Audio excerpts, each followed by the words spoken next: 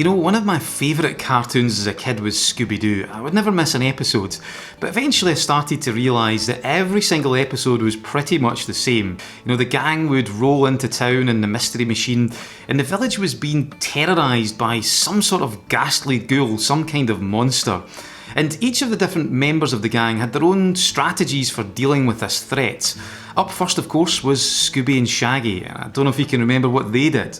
They, of course, wanted to run away and hide. They just quivered underneath a bed or in a closet. And this didn't work particularly well because usually the monster was in the closet behind them and kind of got them from behind.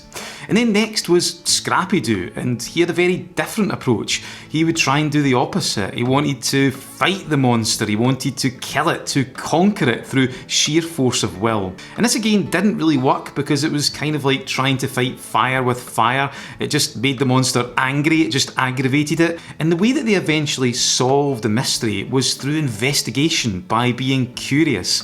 And they worked from the premise that maybe this was not a monster at all. And eventually they pieced together all the clues and solved and figured out what was going on. So why am I telling you this story? Well, when it comes to managing our emotions, we can often use these first two strategies. So we can try to hide from our feelings, pretend that they're not happening, we can run away from them, suppress them, distract ourselves, or we can fight them head on. We can try to, kill our problems. We can attempt to conquer our demons, to crush all of negativity and ban negative emotions from our life, try to eliminate them. But really, when you get down to it, neither of these strategies are particularly effective. So in this lesson, I want to share with you a different way for processing and managing your emotions. One that is far, far healthier and much more sustainable.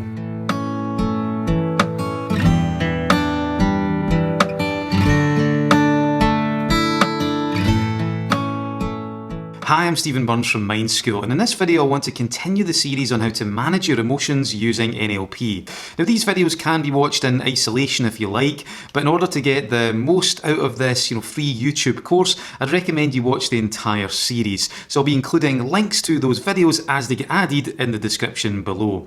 But in this video, I want to talk about the idea of emotional acceptance. Because whenever we feel an emotion or feeling that we don't particularly like, it could be fear, anxiety, stress, anger, sadness, guilt, you name it, then we tend to have three different strategies that we use to try to cope with that emotion.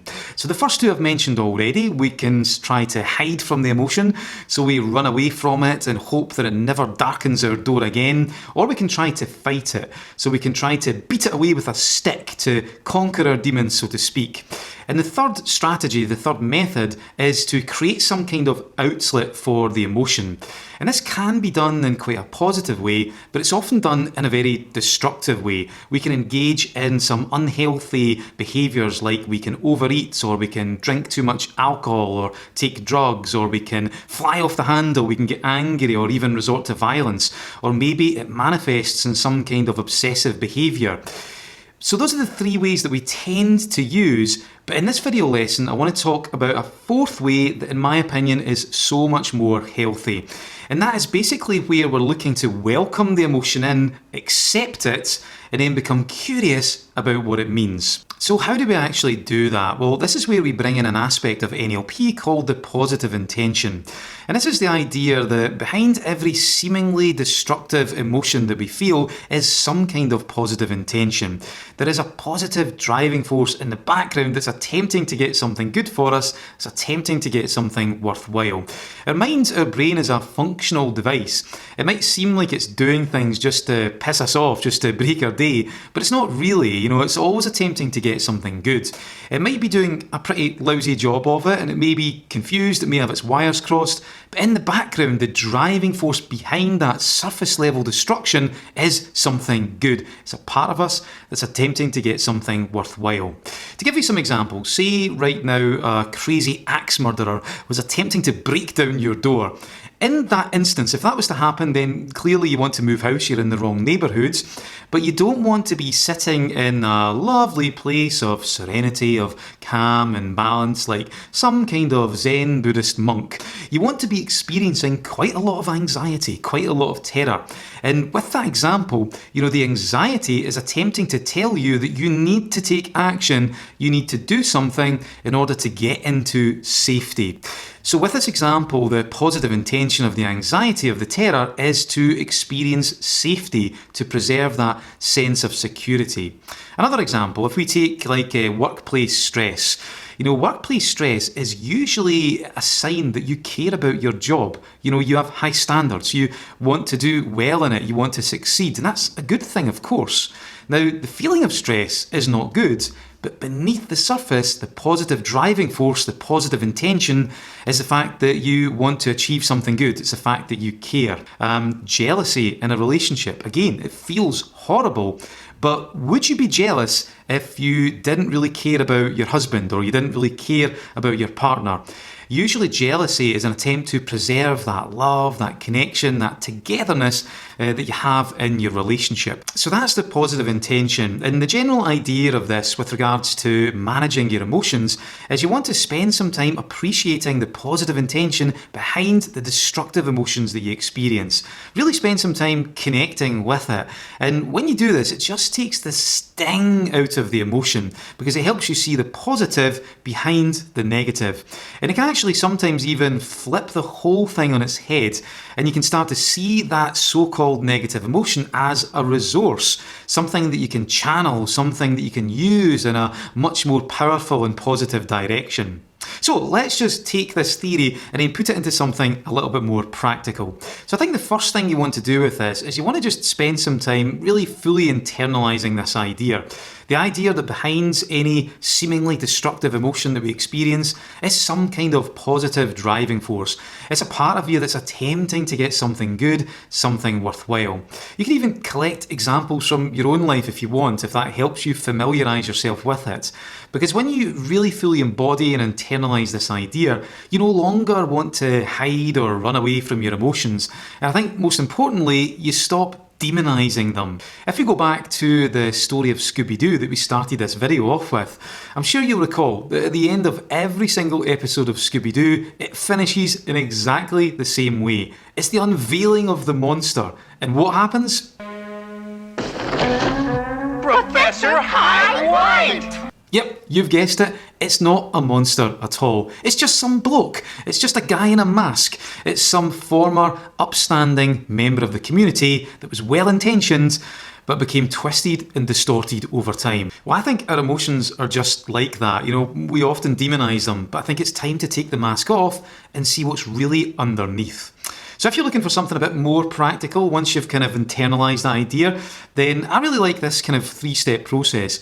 So if you find yourself in a negative place where you're feeling some sort of emotion that you don't like, again, rather than trying to run away from it or fight it, you want to actually do the opposite. You want to thank the emotion.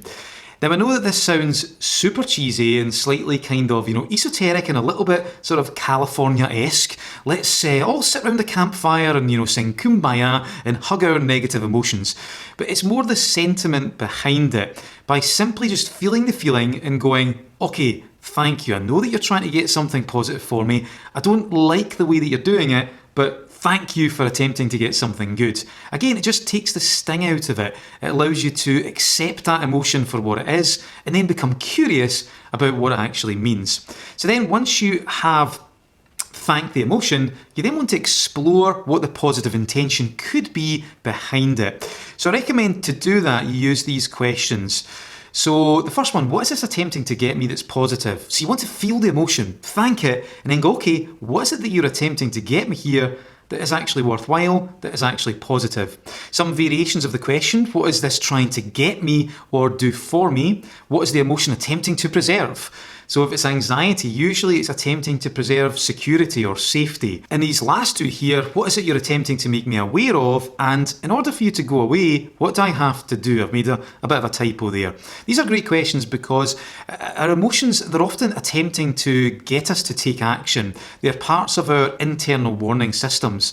And usually when emotions stick, it's because we're not actually listening to the message behind them. So if we can actually listen to them and then take action, we kind of honour the emotions, and that allows them to just subside. It takes the sting out of them and they often go away as a result.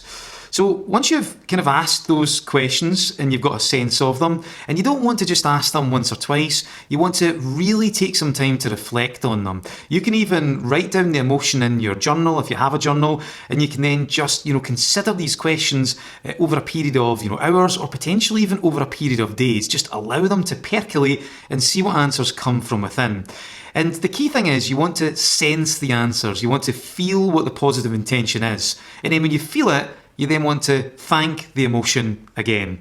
And once again, I know it's cheesy, I know it's weird to do this, but this can be so incredibly powerful because you're really connecting with what the emotion is attempting to get you. You're connecting with that positive driving force in the background. Takes the sting out of the emotion, improves the relationship you have with it, and it can actually turn it from a negative into a positive.